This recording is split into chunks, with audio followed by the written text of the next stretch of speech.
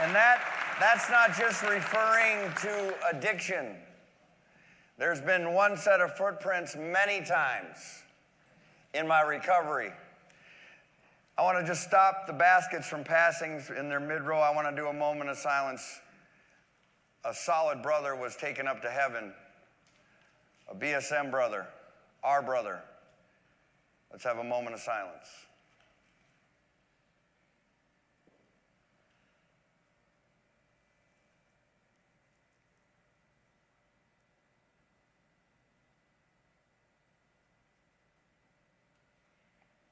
You know that, Steve, and it was for under complications, not a relapse or anything, and he always gave me respect. He was a man that trained other managers within the housing portfolio. See, life isn't guaranteed. People like us usually die of overdoses or car crashes or stuff of that nature, but that was not the case. And man, I'm telling you, if today was your last day, you'd want to find out who you really are. You're not who they say they are. You're smart, you're talented, you got creativity, you got discipline, you got all the things that make up a solid person. Some of us just haven't seen the manifestation of that yet. But I'm here to tell you tonight that it's worth fighting for. For those of us who, I'm not the type of junkie that'll tell you I'll never get high again, man. I'm a little wacky. I've known how to take the word to my thoughts and different things. I don't desire drugs, alcohol anymore, but in the same breath, I still think about it. I have dreams about it sometimes. You heard me say this hundreds of times. I used to dream when I went to bed and I woke up to a nightmare. Now I have nightmares and I wake up to a dream. Recovery and freedom is a dream. Recovery and freedom is a life that you can fulfill all your dreams. And let me tell you, your dreams and goals will change. Because when you find out who you really are, what you were once chasing, you will not chase anymore. You won't want, notoriety and things of that nature. You'll just learn that I'm just poor in spirit. That's what reminds me of Jeff, who just got his 19 years. Remaining desolate without God. See, we go to God when we're going in front of the judge, or we can't see our kids, or we're about ready to OD, or what we need something, and God's okay with that. But that's not what the 11th step says. The 11th says, sought through prayer and meditation to improve. You always can improve your conscious contact with God. And as you go forward in your freedom, you're going to come to the realization that you're going to want nothing but His will. You're going to want nothing but His will, because His will is much better than your will. I mean, at the end of the day, our will is what got us in trouble. Our will is what got us locked up. Our will is what really hurt us in such a way that you know what, I don't know what my will is or what my will isn't. I know what it isn't, I guess, but I'm still trying to figure it out. Bishop Jakes taught a powerful sermon of the art of not knowing. See, a lot of us, if not all of us, are control freaks. And the more you try to control, the more your life's going to be out of control. That's why the first step says we admitted we were powerless. We're not just talking about drugs, alcohol, gambling, and sex. We're talking about people, places, and things. I can't control what Ben does, or Steve does, or Matt does, or Anna does. And we're control freaks while our lives are out of control. And when we try to control our drug or alcohol, sex, or gambling addiction, and that we come to find that is out of control. Life is so much easier if you just surrender to the process. And you have to understand, it is not your process. It's the process. It's not your way. It's the way. It's not your program. It's the program. Can somebody else get sober working your program? So we've been talking about focus for the last 6 weeks. We've been talking about the definition of focus is more or less your interest level. What are you interested in? And it goes on to say whatever you're interested in, you're going to give attention to. You're attracted to it. There were things in my life that I wish I wasn't attracted to. I mean, why would a guy be attracted to the party of self-pity? Why would the guy be attracted to Regret City or woulda, coulda, shoulda? I really love, that was one of the most powerful things I just been taught in my life, what Jeff just said. It was powerful. But we've been talking about focus, and it says in your concentration. I mean, you know how it is doing dope, alcohol, whatever your gig is, or even pornography. It just messes with your concentration. And the reason why it messes with your concentration, because you're preoccupied with it all the time. It's like, I was totally preoccupied with the streets. I was the type of guy that back then the kids were young and they're 1, 2, or 3, and I'd be playing on the floor with them, and I was preoccupied with the streets. I was physically there, but I was mentally and emotionally in the dope house. And then I would go to the dope house, and I wish I was back on the living room floor playing with my kids. So I couldn't win. And just my life was full of regrets. So I had to learn to change my interest level. And I had to actually go when I wasn't really interested in going, because I couldn't see the benefit of going. But now you got over 400 people here tonight, and it's proof, say proof, that this does work if you work it. So we talked about the concentration, and it goes on to say, see, I've been talking about this for 6 weeks, going on 7, okay? Now, I don't have the clearest mind all the time. I've done a lot of LSD, cocaine, crack, heroin, but God says he'll bring back remembrance in your time of need. So, some days I can't even remember certain things, but at the end of the day, I've been talking about this for 7 weeks. I've been trying to pound it into your head, and now I kind of know the definition without looking at the sheet. It says, permitting clear perception or understanding, I believe, and if I didn't get it right, my life ain't over. Oh, hold up, he missed an Man, I'm trying to find this video on the dot, but it disappeared. It's maybe not meant for this season. But we focus on the things that we wish we wouldn't focus on. It's the type of brother or sister that says, man, what a beautiful sunny day, and then, it's supposed to rain tomorrow. And we look at that dot, and maybe you got financial problems, but you're breathing. So focus on that, like Jeff said, gratitude. Find something, and if you did dope like I did, you should be doing heel clicks on a daily. I should be locked up for a long period of time. I definitely should be dead. But since I'm here, I'm going to do this. Say, I'm going to do it. So tonight I want to talk to you about stamina. Stamina, I want you to think about for a second about the stamina it took to stay high. It's easy to get high, or it's easy to get drunk, but it takes stamina to stay high. I was the type of drug dealer with cocaine. I thought all the coke was dope, was bunk in the whole city. My tolerance was just jacked. I'd travel out of Minnesota to get dope because I thought everything here was bunk. But then the guy next to me couldn't say a word, and he was keeking out the window. The dope must not, but he was just a new drug addict. See, so this stamina thing, so I've been asking you to focus over the last 6 weeks. Like Jeff just went to, we come here and we're focused on all of this. And we don't even know why we're interested in self-pity. I heard it said in a movie that I saw this weekend that either you're a victim or a warrior. You're not both. You can't be one or the other. See, say I'm a warrior. You had stamina in the streets. You can have stamina in these rooms. But we focus on these things, and we need to bring these things to the cross. So I went through that on week 1. Week 2, I talked about fruit. If you want to change your life, hang around positive people. Don't hang. You live in some of these homes or wherever you are. We can always find a shoulder to cry on.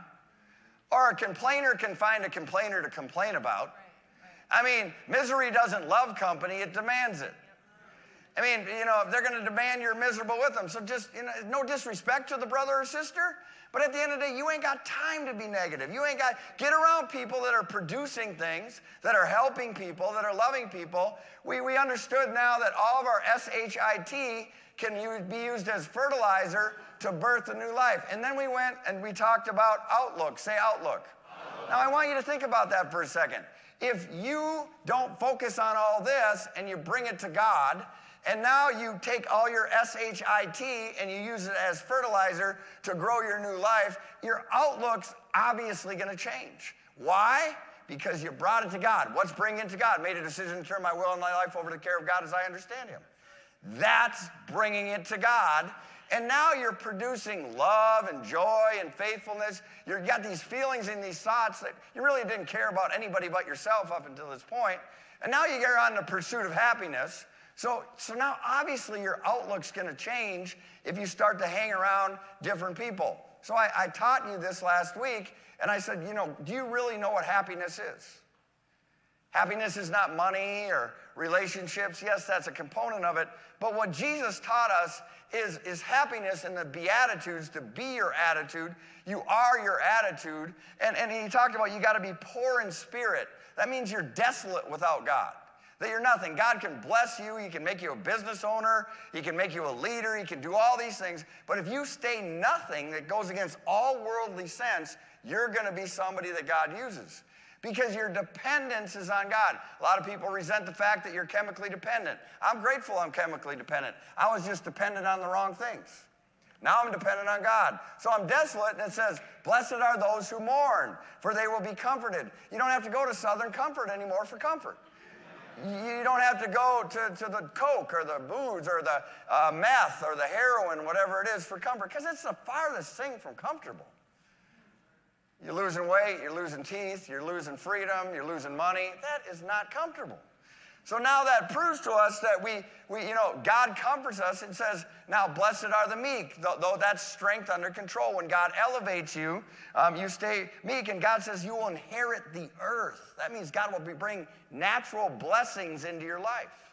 It's okay to have things as long as things don't have you. And we talked about the peacemakers and all those. So at the end of the day, this is really what and really the million-dollar question that you can answer is, you were pursuing what you thought happiness was, and you ended up miserable.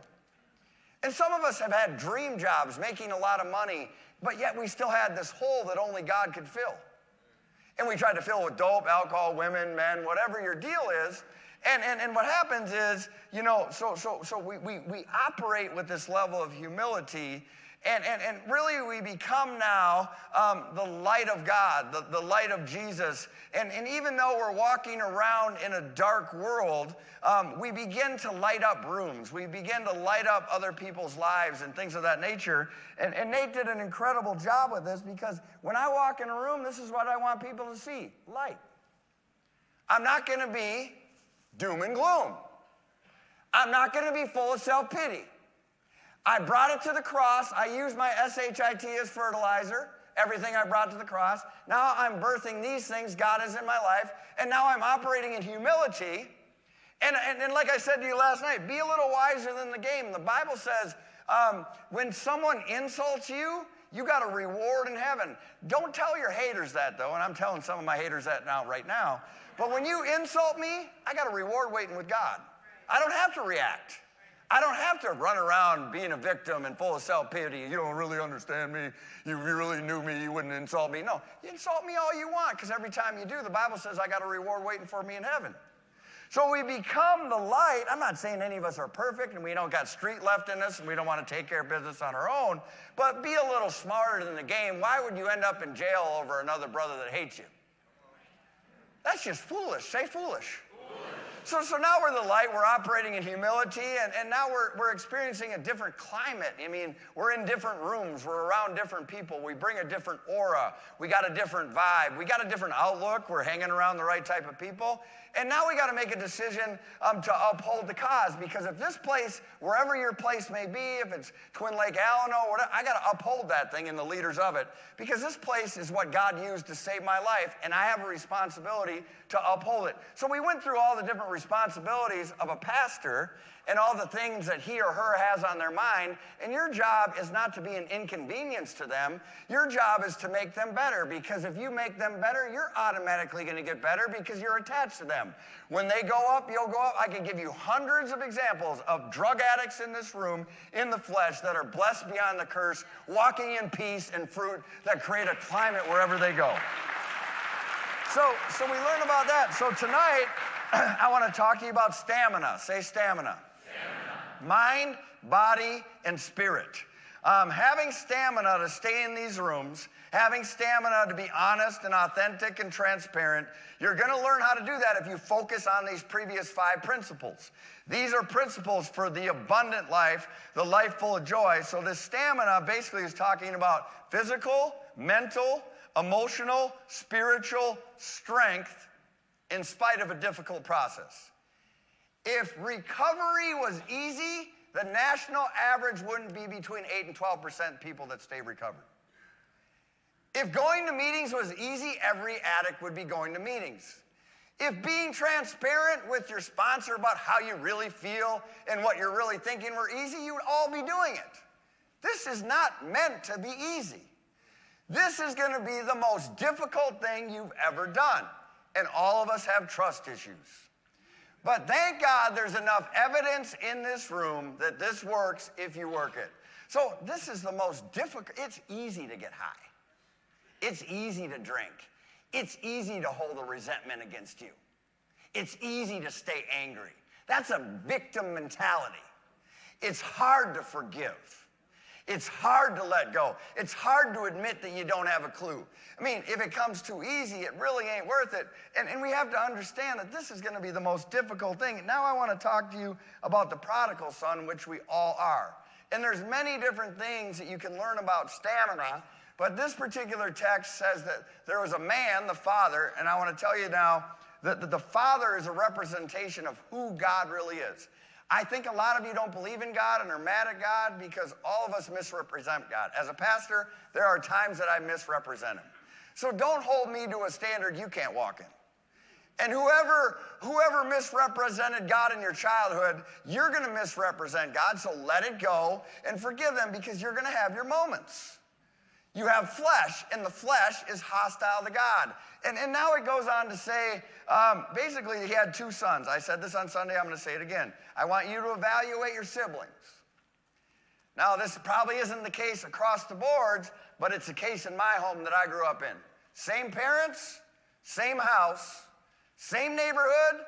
My brother didn't turn out to be a drug dealer. He turned out to be a great father. He turned out to be, an incredible coach for his children. But I turned out to be a drug addict. 2 sons, say 2. 2 sons, 1 parent, 2 different outcomes. Why is that? I believe this parable is really talking about a love deficiency. Addicts can't receive love, so they go to look for love in all the wrong places, and they end up empty and walking around. So it talks about the younger son said to his father, "Give me my share of the estate." I mean, here's the thing that you got to really understand as a recovering person, and I needed to understand it too. When I move into a program like BSM, and for me back in the day, I was 35 years old and my parents had to pay my first month's rent, I should never have the audacity to say, "Give me anything." I should be locked up. I should be dead. I shouldn't have entitlement, especially when my parents are paying the rent. But I said, "Give me to them too." So here's this younger son, and he's got a sense of, it's quiet up in here. That might have hit you right between the heart. And that's where God wants to be, right there. Let's give God a hand. He says, "Give me my share of the estate." It wasn't really his. He was getting an inheritance, but he felt entitled to it. And now he goes on and says he divided his property to the dad, which was not typical in those times, nor in these times. You get your inheritance after the father has passed. But the father does it for him. And the father is representing God. Sometimes God will allow you to do things, and he gives us free will to fall flat on our face, so someday we eventually figure it out. How long are you going to bang your head against a brick wall? And now this is such a true parable, as they all are. Not long after that, have you ever done this? The younger son got together all he had, set off for a distant country. Now I'm in the dope house. It's way away from my house. I'm around people that you wouldn't see me in the corporate life with. And no judgment to those people. I'm one of those people. Okay? And the thing is, it says he went and squandered his wealth on wild living. How many have squandered their wealth on wild living? Oh, I don't think you're sitting on a big bankroll, the ones you got your hands down. I don't think so. I don't think so. See, you're not going to recover unless you're honest. There's no judgment here. I every penny and then some, and rob, stole, and cheat to get more to put in that crack pipe. So I squandered not only my own wealth, but the wealth of others. I would squander the wealth of others after he had spent everything. See, some of you haven't spent everything yet, but you will. You will. After he had spent everything, there was a severe famine. So he was responsible for his conduct of spending everything. But have you ever been in a situation when your run is over and you looked around and there's famine everywhere? And I have to think to myself, because on the streets when I was rolling, I looked out for people, and there was drug addicts that didn't have much, and I threw them whatever. But at the end of the day, when it was all done, they had nothing for me. It's kind of like when you get locked up and your boy says, hold up, I'm going to put money on your books. You never see a dime. And you come to find your buddies with your lady when you get out. See, that ain't your people. That ain't your people. And at the end of the day, what he's saying is, man, I'm not only spent, now the whole area that I'm in has got a famine, and he began to be in need. You do crazy things when you're in need. And here's what is interesting to me. He says, so he went and hired himself out to the citizen of that country. It was never his country. He should have never been there. But now he hired himself out to be a citizen. Now I'm going to ask you a question. What has your addiction hired you to do?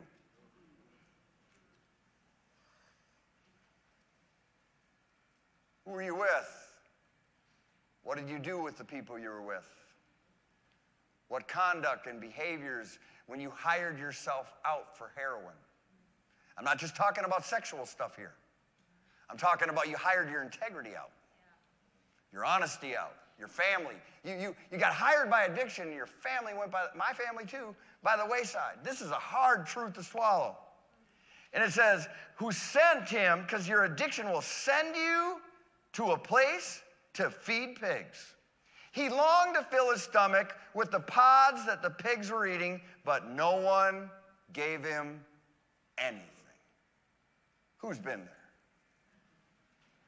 There you are, you just at the end of your run, and oh yeah, I took care of you when I was on the run, but they ain't got nothing to give you now because they're out too. And now no one gave him anything, and now this brother came to his senses. He came to himself, the King James says. See, have you ever thought to yourself in the heart of your addiction, I'm better than this? I mean, I'm a better father than the father I'm being. This is not who I am. Like I said to you when I started tonight, if you really knew who you were, you'd live differently. So he came back to himself. How many of my father's hired servants have food to spare? Then you begin to reflect on, man, when I was home or I was doing okay, I had food to spare. But I can't even eat the pods that the pigs are eating. They won't let me. Being a prisoner in your addiction. And it goes on to say, this is so powerful. And he's like, I had food to spare. I had all these things. And here I am starving to death. I will set out and go back to my father and say to him, Father, I have sinned against you and heaven. So see, you have to understand your sin doesn't just affect you. It affects everybody that knows you and cares about you and that everybody that's around you. It affects the companies you work for, the children you have, the spouses you're with, the parents that gave birth to you, the city you live in, the state that you live in, the country. It affects it all. It isn't just about us. And I'm here to tell you, you get free, it won't just affect you. Because the freedom in this church affects the entire world. But I'm intrigued to teach you about verse 18 here. Because he came to himself, and then he had a conversation with himself. He said to himself, I will go back to my father and say, I've sinned against you in heaven, and I'm no longer worthy. Now check out the paradigm shift that happened here. First, this brother had entitlement, and he went and spent everything and hired himself out because of his entitlement. But now he's going to say to his father with the conversation he's having to himself that I'm not even worthy to be called your son. Hire me to be one of your servants. So now it's like I was on the phone with the VP of Feed My Starving Children today. I said, well, God just bless you. He goes, I'm not worthy to be blessed. If you keep that poor in spirit, God will bless you. See, a lot of us think we got this entitlement thing going on when we shouldn't even be breathing. So now he's having a conversation with himself. But I want to ask you a question. What was the conversation that you had with yourself when you came to your senses and said that you were better than this? Did you tell yourself, this time I'm going to work a program? This time I'm going to get a sponsor? See, a lot of times when you have conversations with yourself at that level in the pig pen, you're serious, but you don't end up doing it. But I got to respect this guy because he not only has a conversation with himself, after he committed to himself what he was going to do, he got up. Say, get up. Yeah. Say, get up. Yeah. See, in order to recover, you got to get up. Get up out of your self-pity. Get up out of your hatred. Get out of your resentment. You got to get up. There ain't no treatment center going down on a crack house in South Minneapolis. They ain't doing treatment in there. You got to get up and get out of the crack house. You got to get up and get out of your anger. You got to get up. So he did his part, and the Father's about ready to do his. So he goes on, he says he got up. Say, get up. Some of you got to just get up and man up and woman up. You're grown now. Man, I was 35, a grown man with little boy issues. Grow up. Say, grow up. Grow up. Say, get up. Get up. It ain't over. Say, it ain't over. Say, it's just begun. Let me tell you, it's worth it. It's worth it. Life is awesome. Never easy, but awesome. So when he was still a long ways off, the Father said to him, and was filled with compassion, when you get up and you do what you committed to yourself you were going to do, see, you can tell us everything you say you're going to do. You got to have a conversation with yourself. You got to tell you, this is what I'm going to do. So he goes up, and the Father, who represents God, had compassion, and he ran to his son and threw his arms around him and kissed him. Then the son said to him, Father, so what did he do? He did what he said he was going to do.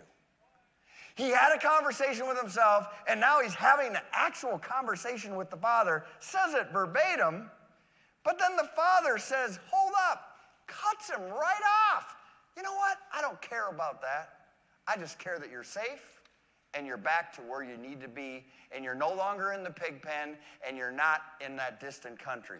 That's who God is. So whoever told you who God isn't, they're a liar and they've been misinformed by misinformed people. When you repent and own your behavior, God has compassion for you and he's going to say, let's party. So God says, the Father says to the servant, hold up, go get the ring, get the sandals, and get the robe, and kill the fattest calf, man. We're going to party because my son, who was once lost, is now found. Check out, I'm a word study type of person. The Father realized he should be dead. He was lost. He was in sin. So they began to celebrate. Do you understand that heaven is celebrating right now because you're here? Let's give heaven a hand.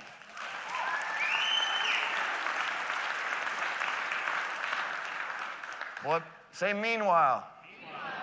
The older son, who by now note did not take the inheritance. When he gave the inheritance to the younger son, the older son could have said, I want mine too, but he didn't. Check this out. The older son was in the field. When he came near the house, he heard the music, dancing. You might have experienced this in your own family unit or friend unit or loved one unit. When you come back from the pit of hell and they're just grateful to see you, but there's a couple people in the circle that don't want to see you. And they're asking the people, like, why are you so happy they're home? They're a downbeat, drug addict, terrible father, dope dealing. They caused this family all this trouble. See, it's not good, and you want to pray for that, but it's not what God's thinking. See, it's not what God's thinking, and now God is saying this, and now his brother's tripping. He says, so he called another servant. Say servant. Now, don't forget that the Father father had a conversation with the servant and said, quick, go get the fat calf, get the robe, get the thing, my son was lost, and now he's found. Now the brother said, he doesn't even go to the father, because this is what offended people do. And you may be one of them. Offended people never go to the source. They talk to people about the source. Because they don't want to be corrected. They're going to go, oh, Anna, did you hear what Bob did? See, no, you need to go to Bob, not me. I want no part of this. But that's not what the older brother did. He does what we all do. He doesn't go to the source. He wants somebody now to verify and reaffirm his offense. But this was a true servant. He didn't do that, or she didn't do that. It doesn't say. It goes on to say, call one of the servants and ask, your brother has come home. He replied, your father has killed the fattened calf. I mean, you can imagine insult into injury there. Because he is back safe and sound. The older brother became angry and refused to go in. So the father went out and pleaded with him. But see, he wouldn't go in, but the father, representing God, went out to get him. But he answered his father, look, all these years I've been slaving for you. So no longer is the older brother calling himself a son or a servant. His heart is hard, and we've all been there. Well, I'm just slaving over everything you want me to do. Lost his gratitude, full of entitlement, but check out what happens. I mean, this is what I love the Word of God. Don't tell me that this isn't applicable to our lives today. So he goes on and he says, I've been slaving for you, for never disobeyed, goody two-shoes and doing whatever he does with his hard heart. And he says, yet you never gave me a young goat. The brother just got the fattest calf and there is out there, but he says, you never even gave me a young so I could celebrate with my friends. But when this son of yours, so no longer, now you've heard this in your families, right? Oh, or even from your parents. Oh, that's your son. It ain't mine. So now he's not even calling the younger brother his brother. He's telling the father, this isn't even my brother. This is your son. Look at the twist. Look at the hard heart. And it goes on to say, and now he squandered your property with prostitutes, and he comes home, you killed the calf for him. And now the father says to the son, the older son, my son, the father said, you are always with me, and everything I have is yours. See, the older son was with the father, but he was never really with the father. He was with him in person, but his heart was far from him. And I have to ask myself, for those of you who have been serving God for a long period of time, and now you're saying you're slaving over making sandwiches, and Kylie's asking you to do this, and Doug and Nate are asking you to do that. I feel like I'm slaving. You've lost your perspective, and you forgot where you came from. That's the truth of the matter. And here's the thing. For people that are in the deal, the only reason why you ain't got it because you haven't asked for it. Did the older brother even ask him for a party? Did the older brother even ask him for anything? Or he never even asked him for his share of the estate. And now he says, hold up, you're always with me. See, the father was with him, but the older son wasn't with the father. You can be in the same room and be so distant from a person. You're all twisted up. And here's what that comes down to. A righteous attitude that acts out of obedience, trying to get an attaboy or an applaud or be noticed. And he didn't get noticed. And now he's all tripping. And now here's the thing I'm going to tell you, the two differences. A lot of us resent when God gives grace to a person. We resent when God gives grace, but we fail to recognize, I'm trying to teach you valuable truth here. We fail to recognize if you can't accept the grace that Pastor Scott got after he got out of jail for the umpteenth time, you can't receive the grace you need from the Father.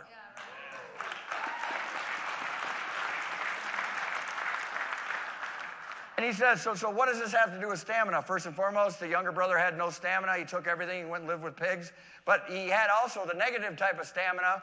Before he hired himself out as a citizen of the country that he was in that wasn't even his own, he could have said, I just screwed up. I got to go back. I got to quit. I got to go back to my father's house. But he didn't. He hired himself out. He had a stubbornness stamina. And now he goes on to say, so then he comes back and he had stamina to really have that conversation with himself, but he had incredible stamina to actually do what he said he was going to do to himself. It took stamina for him to come to his senses, and it took stamina for the Father, who God is, to throw a party because the brother was going to be dead or he was lost. He threw it. But here's the real stamina, and this is where if you're ever going to go anywhere in business, life, ministry, anywhere significant on this planet, you better learn this principle. See, I'm not just trying to teach you how to put the plug in the jug. I'm trying to teach you how to live the abundant life and go to the places that God has called you to. The real stamina here to me is the two servants. There's two servants that had nothing to do with the inheritance. Had nothing to do with the brother's behavior, both older and younger. Had nothing to do other than serving the Father. This is a true servant's heart. So when the one servant heard the Father say, hold up, go kill the fattened calf and get a robe and a ring, that servant could have said, hold up, you never let me wear the robe. He could have said, well, you're going to do what for your son? He just spent all the money on prostitutes and you're throwing a party? I've never gotten a party. He didn't do any of that. He just said, yes, sir. Yep, right. See, if you can learn how to say yes, sir, God will elevate you. If you know, oh, it's quiet up in here, because you want somebody to say to you, yes, sir. That ain't going to happen. That ain't going to happen unless you learn. And the guys that have people saying yes, sir to them, I don't want anybody to tell me yes, sir. But when I'm dealing with somebody that is working, I don't look at people working for me, but I am the boss, I am the pastor. When they don't ask questions and they just do what they're asked to do, all of those people get elevated. See, I had to come to the realization, yes, I used to have my own company, and I went to work for another company at $10 an hour after my 11th treatment because I had lost everything and my mom paid my rent. I didn't need to tell the CEO how to run this company. Yeah. The CEO doesn't have a crack habit, and I might not be here tomorrow, and I told you I wasn't going to get high this weekend, and I still did. So you know what? You're going to spend time to help a brother like me. I'm going to do what you ask. He didn't trip, but here's the other servant, right? The other servant, when the brother came to talk smack, the servant could have said, yeah, I know. Can you believe your dad's doing that? He didn't. If you can live like those servants lived with integrity and awe and upholding, but here's the stamina of the older brother here. He stayed in his resentment for a long time. And his resentment got tested because he couldn't accept the grace that his younger brother got. See, I am so grateful that I serve a God that will forgive me. And I think about this word stamina, and I think about when Jesus was in the garden. See, when Jesus was in the garden in Mark 14, you have to understand he had already been to the wilderness to be tempted by the devil, I believe 3 times. This wasn't about a devil attack when Jesus went to the garden. See, sometimes you blame the devil and your addiction for stuff you do. See, I said this on Sunday morning, and I'll say it again. I am the reason why I smoke crack. I am the reason why I was out of shape. I am the reason why I caught a case. I am the reason why my family disowned me. Not them. I am. The problem with the I am is there's only one I am, and that's him. When I assume the I am. So you got to look you in the eye and say, I caused this. I got high because I didn't work a program. I didn't serve, I didn't give. You got to look yourself in the mirror just like I did and say, you know what? And this is Jesus fighting Jesus. It wasn't a devil. That was already done in the wilderness. I'm not saying there wasn't a demonic influence in this area. What I am saying is here Jesus is fighting himself, and God the Father brings him to Gethsemane. The Garden of Gethsemane is where they make olives, and they crush olives, and they make oil out of the olives. So the Father brought the Son to the garden to crush him. Why would the Father want to crush the Son?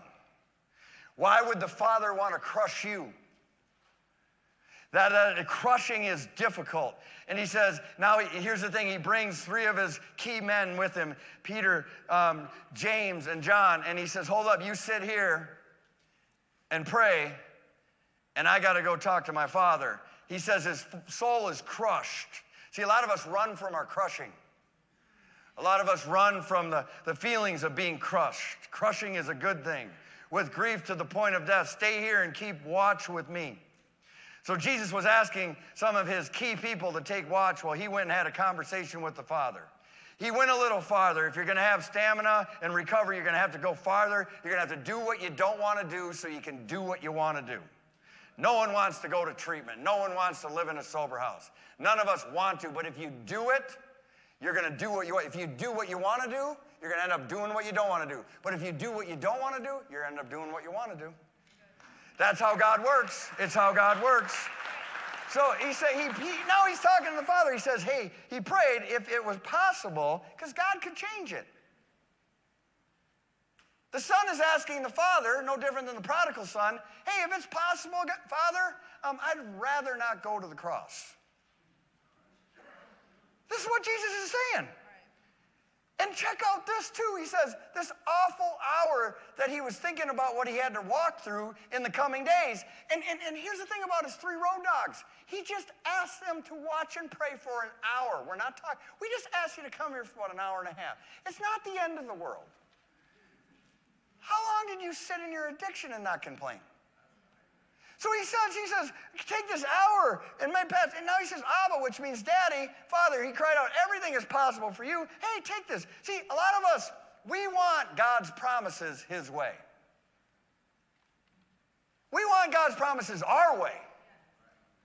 You cannot get his promises your way. You cannot get sober your way. It costs what it costs. Sobriety don't go on sale. It's going to cost you everything, just like your addiction did. So Jesus is like, man, if there's any other way, just, tell me, Father, I'll do it. And now he has a conversation. He says, yet I want your will to be done, not mine.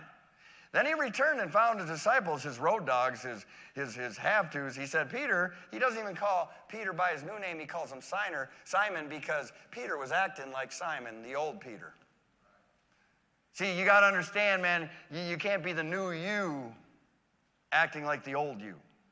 Couldn't you watch even for 1 hour, Jesus says? Keep watch and pray so that you do not give in to temptation. For the spirit is willing and the body is weak. Then Jesus left them again and prayed the same prayer. Don't stop praying whatever your prayer is. If Jesus had to pray the same prayer, you got to pray the same prayer. Prayer is different than methamphetamine injection where you don't feel it right away. Just keep praying.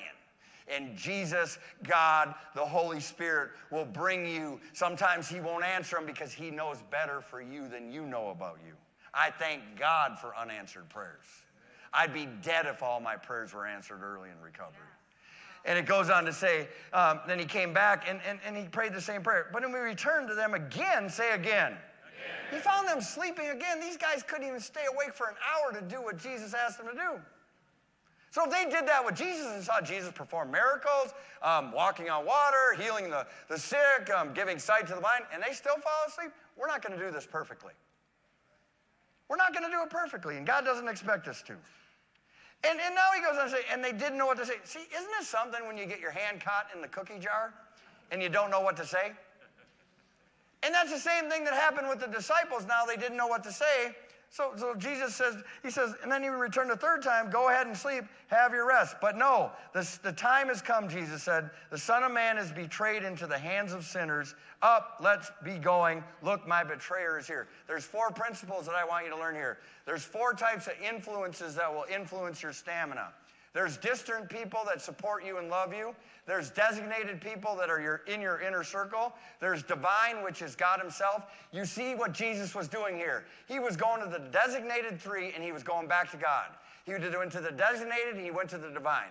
He went to the designated and went to the divine again. Here's the thing. The leaders that are under me, they fall asleep all the time. Drives me crazy. And you ask them to do something, and this is no lost love. It's just the truth, because we're fighting the devil. And now here's Jesus, and the thing is, you can't have a distant person in your life in a designated place. You got certain people that are too close to you that should not be close to you. You can't just let anybody walk into your life. I don't let people around me for a couple reasons. They ain't ready and they can't handle the attack at the top that goes down. You better know it. You get close to what God is doing here, you better have spiritual warfare in you to handle whatever the devil's going to throw at you. Because see, when the devil attacks you, it's not about you, it's about the God in you. It's never about you, so don't take it personal. See, the devil always wants to attack the top. So if Danny and I, we're close, but if he comes really close and he can't handle the attack, the devil's going to frustrate him to frustrate me. And I say that without humility, but I didn't want to be pastor here. This was not in my life dream. I mean, I say this with all due respect. I didn't say, God, just please give me, God, I'm day one in sobriety, send me over 450 people on a Tuesday night that walk around like this.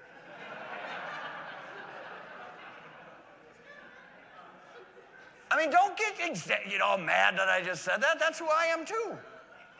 I mean, you better know who you are so you can see yourself coming. So when you see Freddie Two Shoes and Squeaky Susie walking down the street, you got to put Susie right on the cross. Say crucify. So you got divine, but you also got the dumbfounded supporter, the people that betray you. I've had more people betray me in this church in 15 years than I ever did on the streets. And at the end of the day, you have to understand, so I asked God about this, and he came to me in a different way, and I want to share something different than when I taught the people on Sunday. The thing is, you can't have his promise your way. And at the end of the day, it was Jesus' emotions, but then I asked myself, see, a lot of us haven't made a decision. Some of you are living at BSM or Serenity, and you still don't know if this is for you. If that's your mindset, you're going down. You're at Freedom Works, whatever you're doing. God put you there, okay? But you know what happened with Jesus here? The victory that Jesus had on Calvary, the crucifixion and resurrection, was decided in Gethsemane. You need to decide what you're going to do. If you haven't decided yet, you are fair game for that. Can you imagine if I was still in limbo 15 years in this recovery ministry? Well, I don't know if it's for me. I don't know. This is kind of hard. I wouldn't have been here still. When we started this church, when we started our companies, it's hard. So you got to make a decision. But that's not what God told me today on top of that principle by itself. What God told me today is like, I had to crush my son in the garden because it's hard to crush something that's already crushed. I don't think you got that. So he was crushed before he got whipped. He was crushed before the thorns came on his head. He was crushed before the insults were hurled at him. See, you can't crucify something that's crushed. When it's crushed, it's crushed. So when Jesus had to see all of his buddies and his friends and the people he helped wanting to say crucify, one week they said Hosanna, the next week they said, he was already crushed. So it wasn't that big of a deal. The hardest thing is this, and I don't mean to say it's not big of a deal. None of us could walk through it. But the hardest thing is this. The hardest thing is making a decision. The hardest thing the prodigal son ever did is made a decision that he was going to have a conversation with the Father and actually do it. See, you need to make a decision tonight. Are you going to do this? So whatever comes your way, you already got the victory because you made the decision. No devil in hell, no hater on Facebook, no one that don't forgive you. Hold up. I made a decision to get free and stay free. Test it all day you want. I made that decision in Gethsemane. I made that decision. So here's another thing so why did Jesus bring the disciples with him? See, after a while, he didn't even need the disciples. What was he trying to teach the disciples? He was hoping that they would get crushed too. Now, on Sunday when I was teaching this, and God spoke to me today about this, on Sunday when I was teaching this, I thought to myself, okay, they got crushed, but they failed. They resisted the crushing. They couldn't even stay awake. But I do believe that they did get crushed. And I believe that all of us need to not only get crushed, but we need to stay crushed. Because I believe once they realized that they couldn't even stay awake for an hour to help the very man that told them about eternal life, that they'd seen people walk on water and the blind, they couldn't even do 1 hour for him, and that crushed them. And what it did with the crushing, they came to the realization that they can't do nothing without Jesus. Nothing. Here's the thing, they resented it. And that's why Peter denied him 3 times at the cross. Jesus was trying to prepare them for the cross of what they had to see and feel. And they resented the crushing. See, Jesus got crushed so he could go through the cross. So what are these areas of stamina? Let me tell you something. Who struggles with mental health? Raise their hands. Who struggles with going to the gym and drinking water and eating good? Raise your hands. Who struggles with reading their Bible and doing their morning devotions? Why weren't you at the seminar last night? A free seminar with high-level people. But I made the decision, I'm just going to figure this mental health stuff out on my own. I don't know, I can't stop eating cookies, and I drink 20,000 Monsters a day, and I'm still tired. And I don't know why I can't read my devotional like I did in jail or treatment, but I don't do it. I don't say this to make you feel bad, but start going to those things. Make a decision, for God's sakes. People are giving their time to you to teach you how they did it, how they kept it, and how they evolved in it. If you have those opportunities and you don't take them, you already made that conversation that the prodigal son said, and you never ended up having the conversation with the father because it was just words. So this is not to condemn anybody. This is to convict you. Well, I know what I got to do. You don't. You don't have a frickin' clue what to do. I'm sorry for almost swearing. You don't. You don't have a clue. You don't have a clue. I don't have a clue. So I'm not even going to teach on those 3 principles. You missed it. So where are you at today? Luke 16 says, stamina in the little things births the big things. If you are faithful in the little things, every big thing that we're doing now is just a combination of a lot of little things. If you're faithful in the little things, sponsorship, steps, devotions, service, God will bring you into large things. Galatians 6:9, stamina, basically, there's a difference between tired and weary. We're all tired. You know, I'm tired. I work pastor for free, or recovery program, a couple companies, and try to be a family man, all these different things. I'm tired, but I ain't weary. I still smoked crack when I was tired and weary. So I'm still going to serve God when I'm weary and tired. But weariness is you not making a decision. If you make the decision tonight, you can survive any attack going forward. You got to decide tonight, because Steve didn't make it till today. And if anybody deserved to make it, was a guy that's leading and training future house managers, going to AA and spine. He deserved to make it. But if I don't make that decision, I don't know if I deserve to make it. When I got all this in front of me, all these junkies that are willing to help me, that are willing to show me, that are willing to correct. I hate correcting people, but if you don't get corrected, you won't get redirected. Oh, yeah, I love correcting Steve Skronik. He's, 5 years younger than me. I was going to say twice my age, but I've been in trouble. I don't like that, but it's necessary. See, those who are at the top don't want to be at the top. They just don't want to be there. So do not become weary in doing good. See, some of us, including me at one time, were good at doing bad and bad at doing good. The Bible says, do not become weary in doing good, for at a proper time, God's timing, you will reap a harvest if you do not give up. See, for a little bit of time, God will let you reap somebody else's harvest. You come here and you don't serve here, you're reaping our harvest. But that'll end, because you can't get fed after somebody else's harvest for a long period of time. You got to create your own harvest. And you can't harvest something you haven't sown. It's called theft if you do that. But when you start sowing and you got a harvest waiting for you, and I love what it says here for us, road dogs. Oh, I was bad, bone in the street, man. I was selling a dime bag a day out there.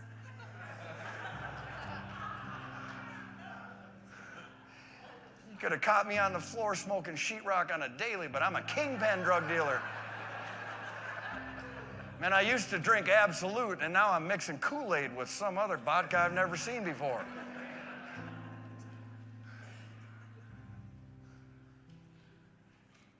If you have raced with men on foot, men, not boys, women, not girls, and they have worn you out.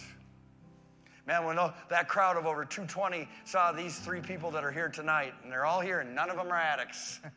Stand up for a second. Jonah, Shauna, and Carrie. They ain't addicts, yet they're here to serve us.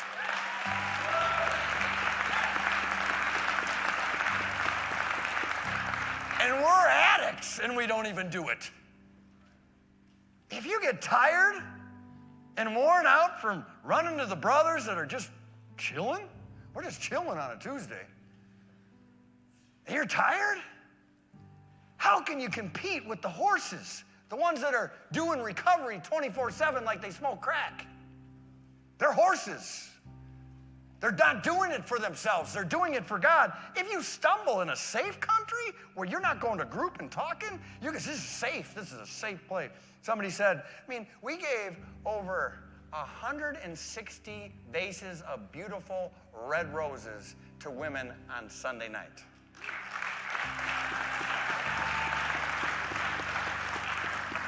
Some of them are crying and said no one has ever done that for them, even their old booze. I used to buy roses, but they were in a glass tube.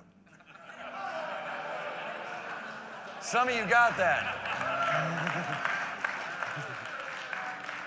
You don't want to know what that is. Anyways, if you stumble in a safe country, how will you manage the thickets of the Jordan? I question if you were even a road dog.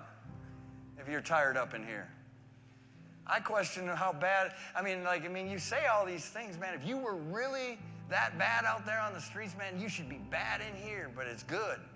You should be able to do whatever it takes, however it takes, whenever it takes, just like you did the heroin, the meth, and the coke, and all those things, whatever it took. So it says in Matthew 11, as we prepare to close, are you tired? No, I ain't tired. I ain't tired. Because I ain't operating in my own strength.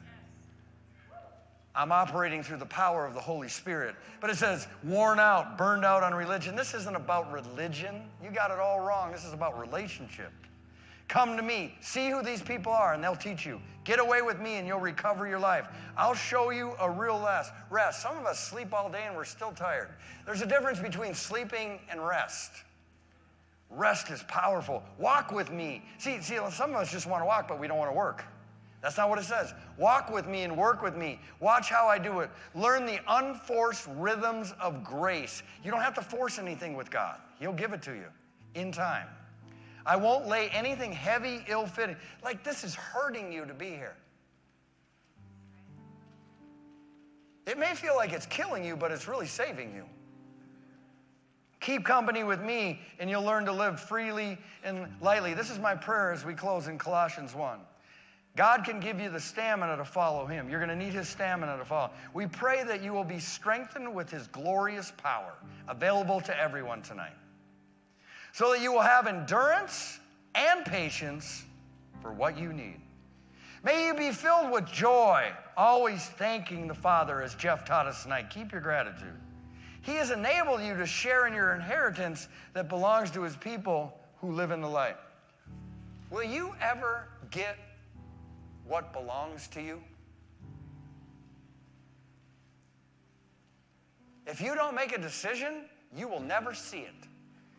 And that would be the greatest tragedy you ever lived. God's got something for you on hold. It hasn't been denied, it's just delayed. And he is sending it to you from wherever he's got it while you were sitting here. So as long as you stay where he put you, you're going to see it where he placed you. I'm here to tell you, this is the best opportunity you have ever had in your entire life. All the other stuff comes with it. All of it comes with it, but it ain't meaning what it used to mean. I'm here to tell you, when you get to have what God has given and what belongs to you, but the thing is, a lot of us will never see it. And we'll go back to the pig pen, and we won't do. So tonight, as we close, are you going to make a decision? You know what? I'm going to speak on behalf of your children and your unborn children and your parents and your loved ones. They need you to make this decision. They need you to get this right.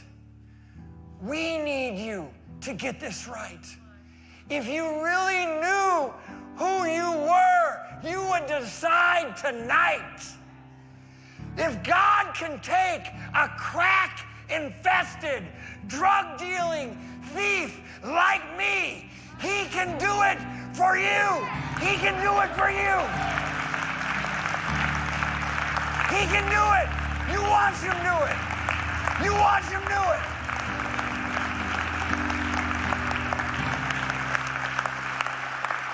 I don't need you to stand up, and I don't even need you to clap, but I am going to go back to last week, and then I'm done.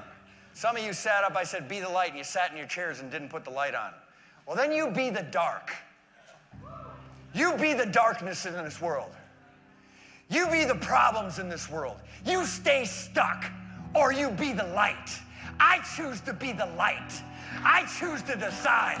You can sit in your pig pen and resent everybody that's free, or you can get free tonight. God bless you.